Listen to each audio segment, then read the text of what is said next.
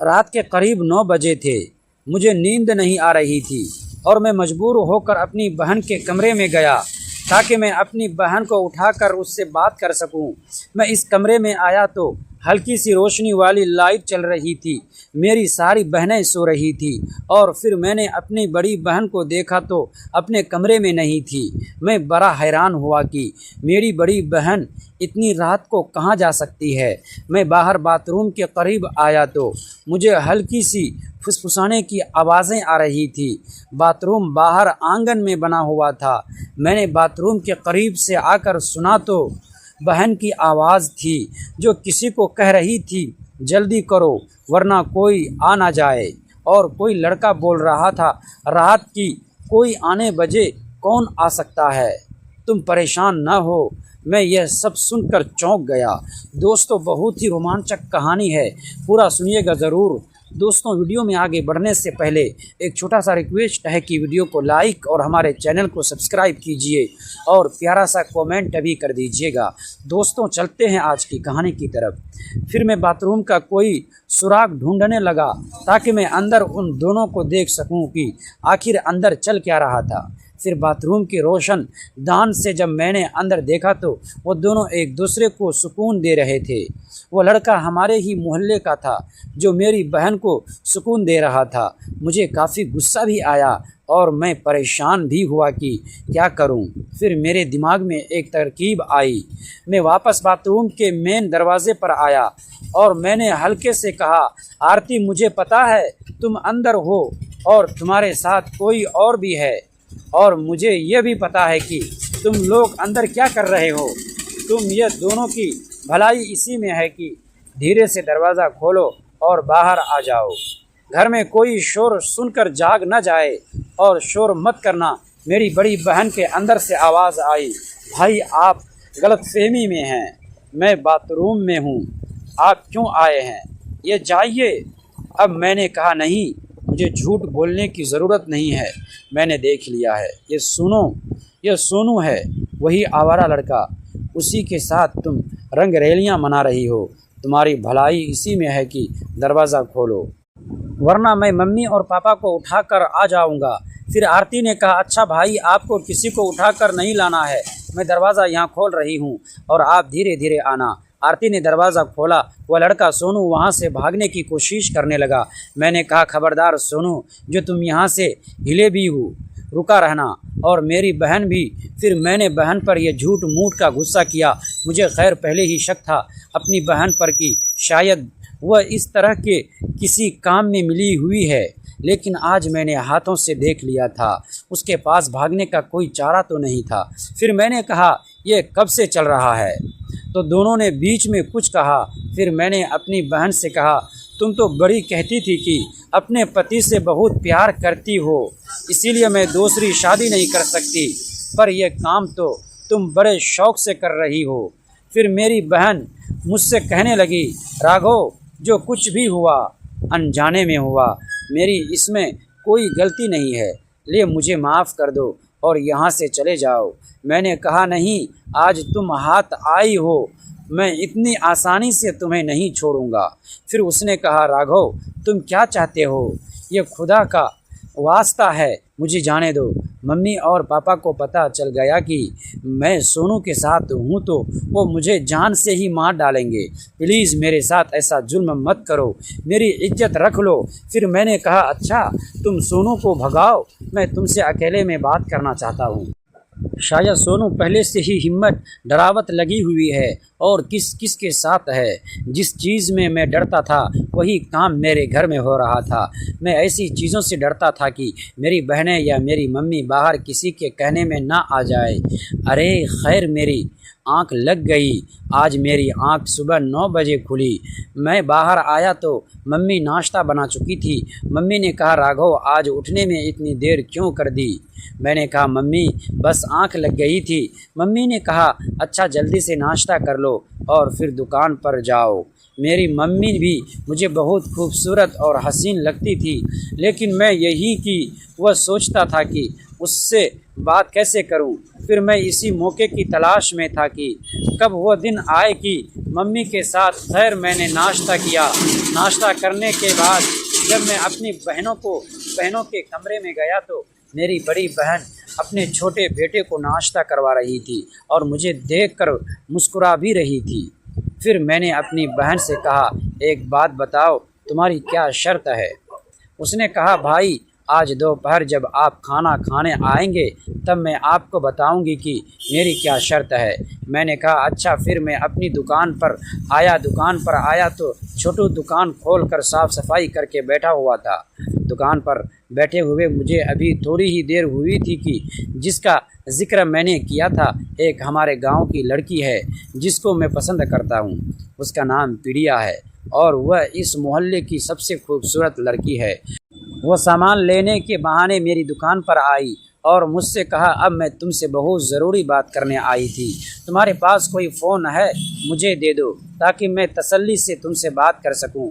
फिर उसने कहा, दुकान पर मैं बात नहीं कर सकती, मेरे पास एक बटन वाला यानी मोबाइल था। मैंने उसे वह मोबाइल दे दिया और कहा, जाओ घर जाओ।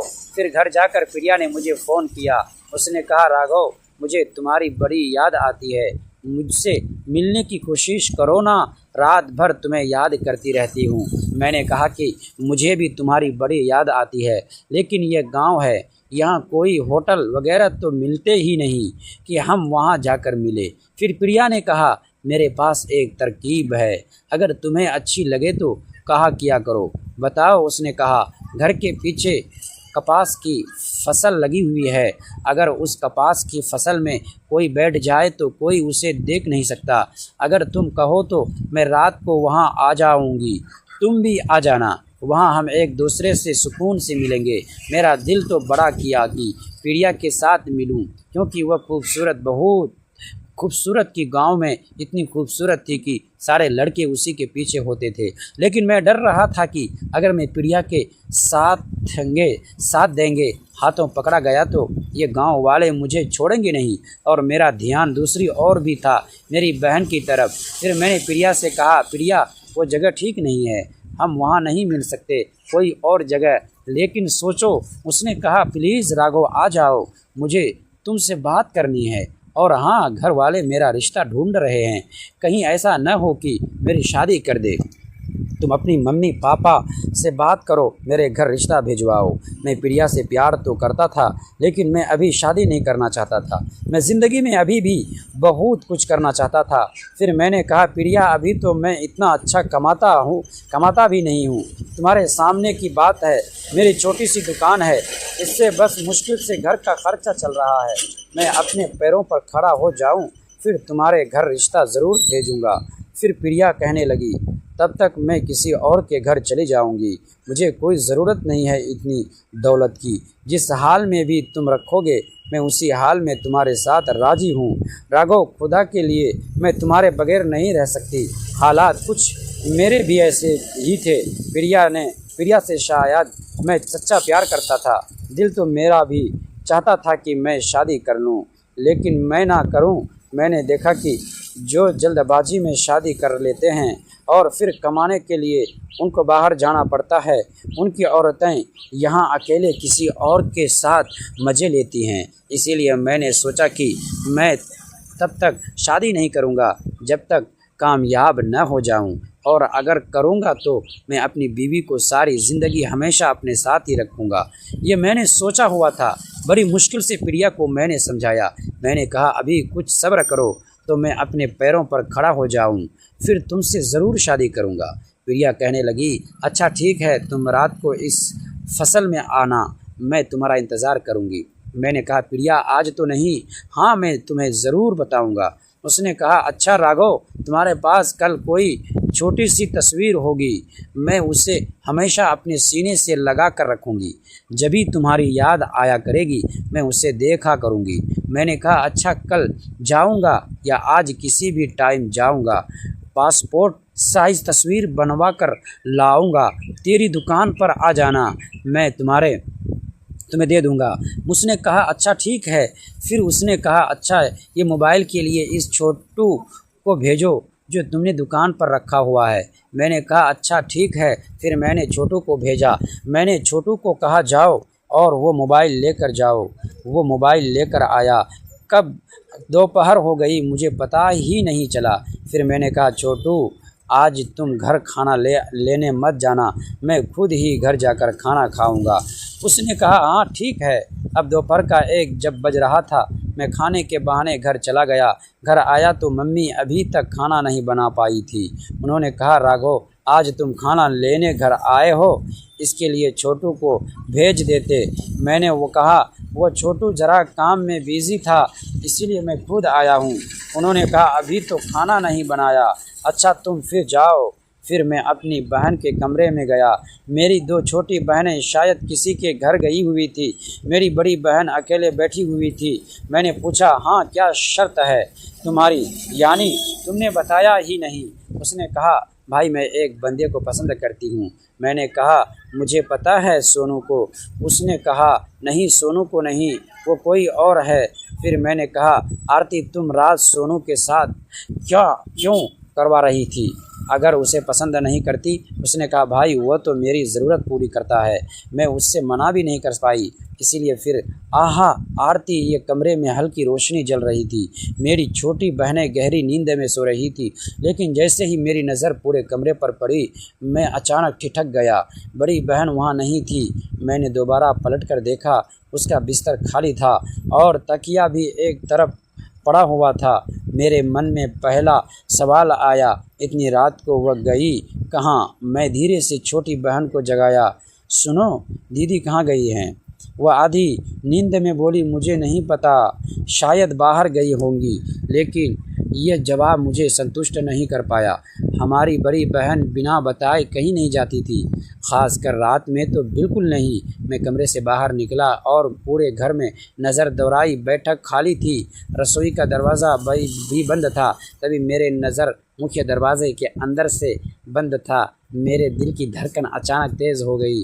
अगर दीदी घर से बाहर गई ही नहीं थी तो फिर वही कहाँ? तभी ज़रूरत की मंजिल से बहुत धीमी सी आवाज़ आई, ठक ठक ठक। मैं सीढ़ियों की तरफ बढ़ा। आवाज़ घर के उस पुराने स्टोर रूम की तरफ से आ रही थी, जिसे महीनों से किसी ने खोला तक नहीं था। मैं कांपते हाथों से दरवाजे के पास जाकर कान लगाया। अंदर किसी के चलने की आवाज़ थी।